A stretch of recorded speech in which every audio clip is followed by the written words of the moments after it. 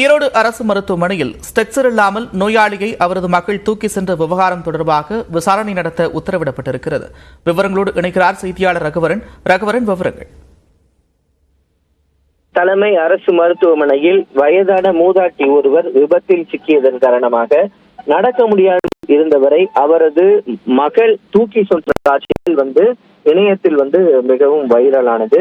Stretcher கூட ஒரு மருத்துவமனையில் இல்லையா, ஏன் ஒரு பணியாளர்கள் கூட இல்லை என்று இணையத்தில் நிறைய கேள்விகள் இது தொடர்பாக கேட்கப்பட்ட நிலையில் தற்போது இந்த விவகாரம் தொடர்பாக விசாரணை செய்ய சுகாதாரத்துறை உத்தரவிட்டிருக்கிறது. குறிப்பாக பாத்தீங்கன்னா அந்த நேரத்தில், அந்த சம்பவம் நடந்த நேரத்தில் 2 கொலை வழக்குகள் தொடர்பான நோயாளிகள், அதாவது வெட்டு காயங்களுடன் 2 நோயாளிகள் மருத்துவமனையில் அனுமதியானதனால் அவசர காலம் கருதி அனைத்து பணியாளர்களும் அந்த பகுதிக்கு, அவசர பகுதிக்கு சென்றதனால் பணியாளர்கள் இல்லை என்று முதற்கட்ட விசாரணையில் தற்போது சுகாதாரத்துறை விளக்கம் கொடுத்திருக்கிறது.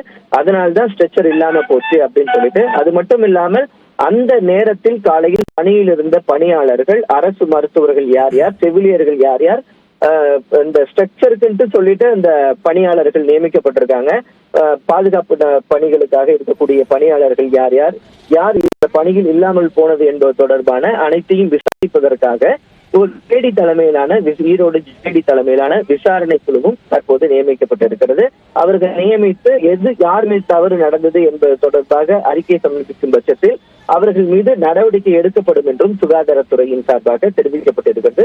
முதற்கட்ட விசாரணையில் 2 வெட்டுப்பட்ட நோயாளிகள் வந்ததனால் அவர்களை அவசர காலம் கருதி அங்கே சென்றதனால் பணியாளர்கள் இல்லை என்று மருத்துவத்துறையின் சார்பில் தெரிவிக்கப்பட்டிருக்கிறது. நன்றி ரகுவரன், விரிவான விவரங்களுக்கு.